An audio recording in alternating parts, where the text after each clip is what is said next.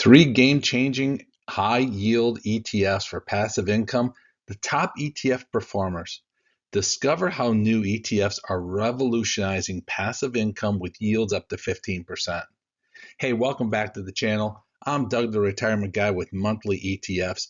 We got a wonderful video here you don't want to miss. So if you like what we're doing, hit that like button. If you're not part of our community, hit that subscribe button. You're going to enjoy everything that we do to help try to grow your pocketbook with different ideas across the board.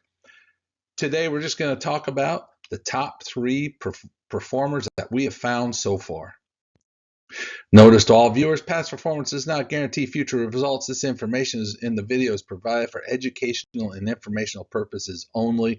Always ask a financial advisor for any financial advice.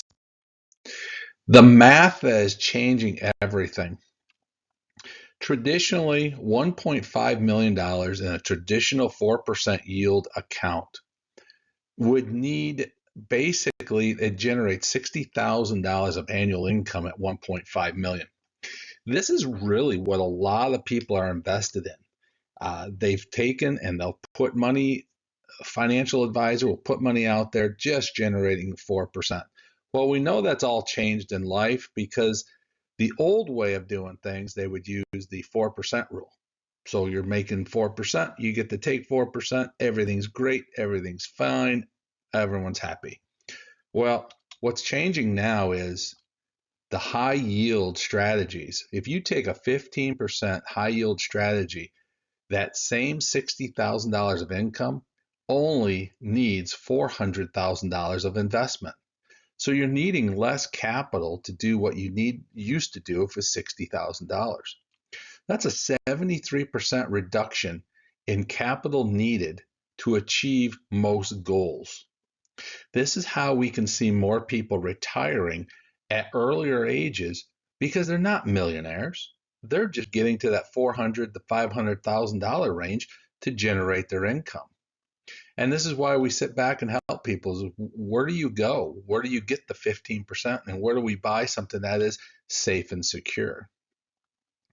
So high yields mean that you're closer to your financial freedom than you really think. But understand the trade-offs is critical for smart investing. So we want to make sure we train you properly and give you the information that you need to know. The first one we're going to talk about is SPYI. This is the S&P 500 Income Powerhouse. Now this features 11.68% annual monthly payment yield. So this is not the 15% category you're looking at, but definitely a heck of a lot higher than a 4%. Here's the other thing, it goes up 2.9% analyzed growth yield. So this thing is just steadily growing to keep up with any inflation and also paying you 11.68%. So that gives you a 14.65 annualized total return. And if you remember, I told you this in one of our other videos, all the errors and problems that people miss when they're investing in high yield products. And this is one of them. You got to watch your total yield return. Now, here's what's so neat about SPYI. It has 500 plus stocks mirroring the S&P diversification. So a lot of people are going to ask, well, why wouldn't I just invest in the S&P 500? Well, the S&P 500 does not pay big dividends. It's very minute dividends. They are built for growth. The other thing is SPY uses a tax-effective covered call strategy in their portfolio, which is basically a 60% long-term, 40% short-term capital gain treatment. This will dramatically reduce your tax burden as you go along down the road of this financial freedom. This is perfect for investors seeking steady income with a broad market exposure and favorable tax treatments. Let's take a look here at the key features of it. Take a look at the allocations. And this is what we always want you to do, is take a look at all of the allocations and all the specs of what is going on inside an ETF. You can see this one is using 33% of its investments into technologies, 11% in the financials, 9.97 into consumer discretionary, then we're into 8.48 in healthcare, and then communication services. Now, what we're showing you here is very similar S&P 500. There's a lot of funds out there that may show bigger gains, bigger increases, but their technology is dramatically increased. So any one of these particular funds could easily have a explosion or could fail. And when I say fail, it just has a rough patch. And you have so many of these that are covering you. It's like having a table with multiple legs. It's not going to fall. It's going to hold tight. Take a look at the holdings that this one comes into. Their top holdings: Nvidia, Microsoft, Apple, Amazon. These are all popular names that you've seen day in and day out, that you're constantly hearing about. Tesla, Berkshire Hathaway. These are things that they will make sure that will always be holding strong into the future of the program. Now let's take a look at the growth. Now you will see the drop off in April, but it's recovered so fast after the April tariff program that went into effect. Look at how it's come out of that market. So really that whole period was just a time to buy up more and more shares. So you're up to a $52.32 stock value, and in 1 year it's up 2.97%, even with that crazy drop. So we get to at the end of the year of this year, you're going to see that number right back to where that big number is, probably 3-4% growth. Then we take a look at the dividends. You want to make sure you have a steady flow of dividends coming in so you can sit down and say, I can plan my budgets. I can plan everything out. And this one does it. You're virtually at about a 50-cent across the board average. And it shows here 51 cents in the last payment, but this thing is pretty standard, right around that 50 cents across the board. We're very, very impressed with this program. So the S&P trade-off reality is this. The pros, you're getting 11.68% yield from dividends. You have a broad diversification, so you don't have to worry about things, dropping off on you. You have a strong tax-efficient structure, and you have a return of capital benefits that we didn't even talk about earlier.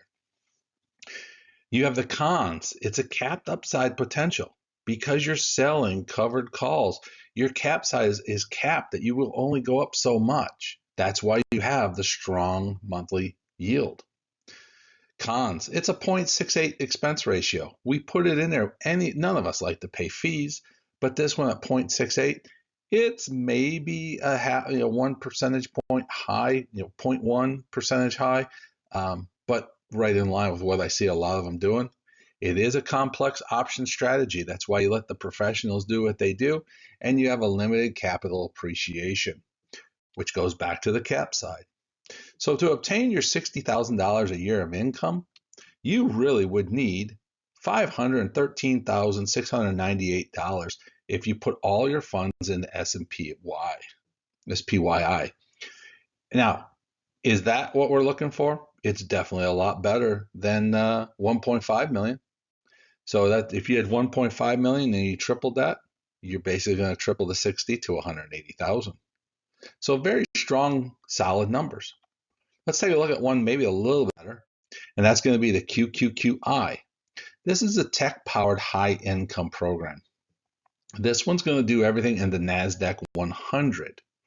So they're giving you 13.54% annualized dividend yield with the monthly payments. Now this one has a growth of 6.84%. That's giving you a total of 20.38 analyzed total return. Remember, you always want to look at your total returns. You don't want to be just looking at chasing the yield of 13.54. You don't want to be just chasing that. You want to have some natural growth to give you a nice total yield. Now this one sits with 107 stocks in the NASDAQ 100. It uses that same tax-efficient covered call strategy, which gives you the 60% long-term, 40% short-term in capital gains treatment. Now, I also want to explain to you here is the return of capital. You're going to see that, and you're going to probably be like myself. The first time I ever saw that, you panicked and said, what? You're giving me my money back? How am I making any money? This doesn't make sense. Return of capital is another way that they use in ETFs that they use to help kick the can of the taxes down the road. So if they classify a distribution, which is another way of saying they're dividends, but they call them distributions because distributions are set up. If I say this is 50% of the distribution is return of capital, that means in a computer world, it's going to deduct your value of that payment from your investment, which is kicking your can of taxes down the road. You don't pay any taxes on that distribution, but you're going to pay capital gains when you sell the fund later on down the road. These are big things. I would highly always recommend you talk to a tax advisor always about this stuff first. But realistically, these are very common traits in all ETFs, and we're seeing a lot of them using it now. This is perfect for investors seeking that steady income with a broad market exposure with a favorable tax treatment again. Let's take a look at QQQIs. As you can see here, they've opened up more technology than SPYI. They're over 50% of their fund is getting in technology. And since technology has had a great run lately, that's why you're seeing an increase in the return and you're seeing a bigger dividend. When we look at their stuff, you're at consumer services, consumers discretionary, you're looking at the consumer staples, then you get into healthcare. But look at their holdings. They're doing the same thing. Nvidia, Microsoft, Apple, Broadcom, Amazon, Meta, Alphabet, Netflix, Google. These are the solid 10 that are out there. Most of them are all in the technology. That's where they put their money hard into it. We look at the exact same chart. Down in April, returned very strongly up to a $54 stock with a 6.8% year to date total growth. Very, very strong numbers there. Now we look at the dividends. I'll tell you straight out, guys, this is a strong, strong dividend payer. You can look at it's been paying 60 cents basically since October of 24. There's only really 2 payments that they were below 60%, but they rocketed back up to 62 to make sure they're covering that. Very, very strong dividend that you can budget for very, very easily. Now, QQI, the power high income, the pros monthly 13.54. It's a broad diversification, a little heavier on tech than what we see in other funds, but they know what they're doing with the NASDAQ 100. Tax efficient structure and a return of capital benefits, as we explained. Now, of course, with anything that you get into, there's going to be that they're selling covered calls or doing any type of call options. They're going to have a capped upside. So the bottom is open, but the cap on the upside is going to be dangerous. And all that means is we're putting more emphasis into income than we are into growth. Expense ratio 0.68. Like I said, very, very common number. It's a complex option strategy, and like I said, limited capital appreciation. So to obtain our $60,000 a year income, how much do we need? $443,131. So this is definitely better than the SPYI. So let's take a look at one more. So now we'll get into Omaha, the Berkshire Buffett play, the Warren Buffett advantage. I've talked about this one before. We just did a thorough video onto it. I personally really like Omaha. I think they've done a decent, very good job when they developed this. It's not because it's following the Berkshire Hathaway program. It's because they instituted, we are going to pay 15% dividend every single year. They analyze it out that they're going to pay monthly payments, but they're going to end up paying you 15%. And that is 15% of the price of the stock. So it's a positive across the board. Now, the downside to it right now, they're down 2.78 analyzed growth yield. This fund is new, so they are still chopping away, finding what's working, adjusting. So I wouldn't be panicking right now, but I tell everyone, you don't chase the 15% yield. You got to look at your total return, which is 12.22%. Now, the stocks, there are 117 stocks. They're mirroring the top Berkshire fund. Okay, so they know if Berkshire Hathaway is making changes, they're making changes. They're not just copying them. They have the experts doing what's going on. They know what they want to play. They've switched things to is a tax efficiency covered call strategy. They're using that 60/40 program. I use that because this is a big calling card. What is your tax strategy on any fund? You got to make sure you're using the ROC and you're using that 60% across the board. Now, when we get into this whole package of looking at tax advantages, you got to make sure that you are using those properly, because the difference between Berkshire and Omaha is real simple. Warren Buffett does not believe in dividends. He believes in reinvesting every one of the dollars that he gets back from any stock. And Omaha says you need to have your money to do what you want to do with it. If you want to reinvest it back into Omaha, if you want to reinvest it into another fund, that's your choice. If you want to pay your bills with it, that's your choice.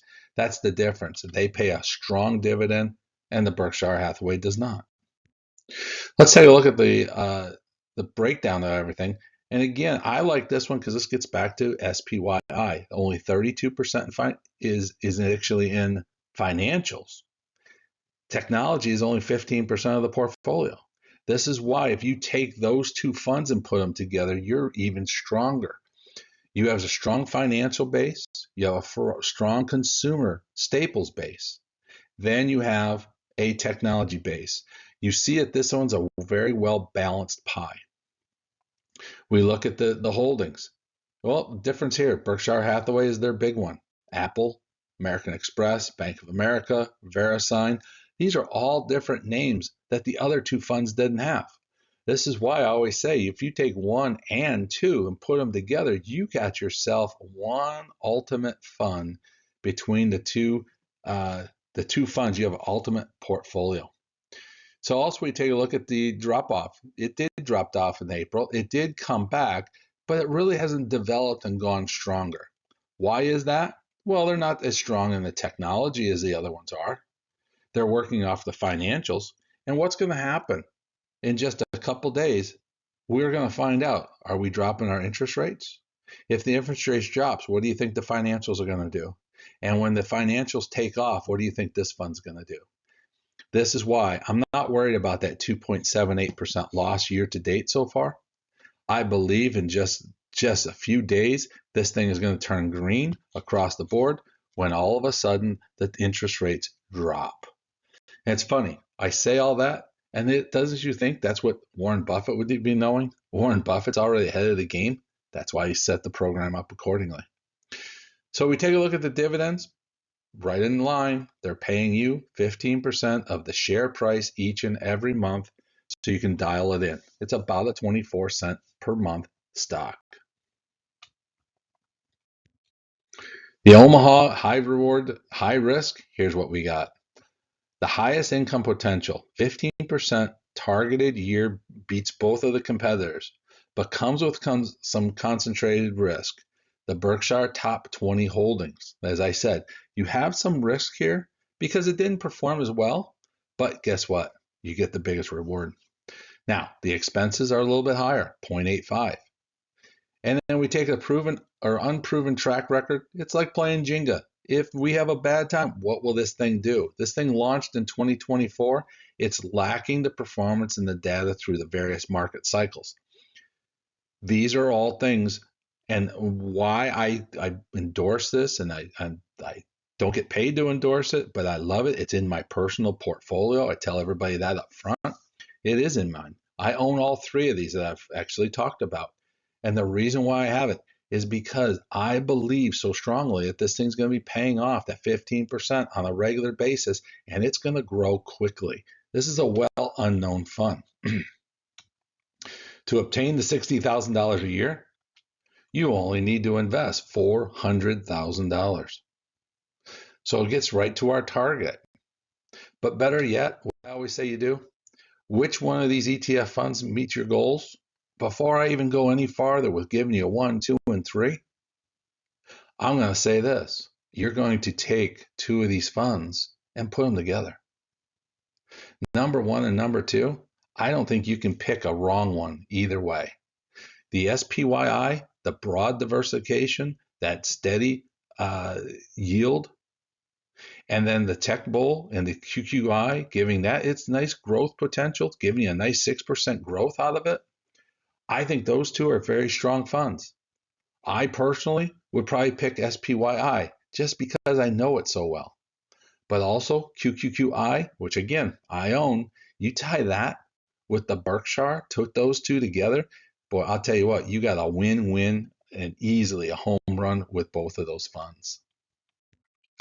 So your path to passive income freedom, it all starts with your income needs. Calculate how much annual passive income you're required to keep your lifestyle the way it is. This is coming from Doug the Retirement Guy. This is coming from a person who is retired at a young age. And when I say young, 50 years old, retired, and I've been living on dividends ever since. So that's a good 9+ years already that I've been living on dividends, all because I started the same exact process. Started with how much income do I need? Calculated it all out. Which money do I need? How much am I going to live on? All the way across the board. Then you match your risk tolerance to the strategy. If you want to be conservative, go with the SPYI. While you want some risk tolerance, you can explore the QQI or the Omaha. And I think all three of them are actually true winners. But like I said, you have different risk tolerances. Maybe that's why I tell you go to SPYI, because my risk tolerance anymore is a lot less than it used to be. But Omaha, I will always buy into Omaha because I have an option to get 15 points versus something less. Consider diversification. Don't put all your capital in one high yield strategy. Balance and with traditional growth and investments. Exactly why I know I get ahead of myself, but exactly why you should have SPYI or QQQI and Omaha, or all three, as I do. I have all three in one portfolio, guys, and it works very, very well. Hey, this is Doug the Retirement Guy. Let me know what your thoughts are. What do you think? Do you think it's redundant, or do you think that I got a great plan there? Leave it in the comments. Keep helping the channel. Hit that like button. It helps tremendously. And also, if you're not a member, hit that subscribe. You don't want to miss a single video. I'm Doug the Retirement Guy with the monthly ETFs. We'll catch you next time.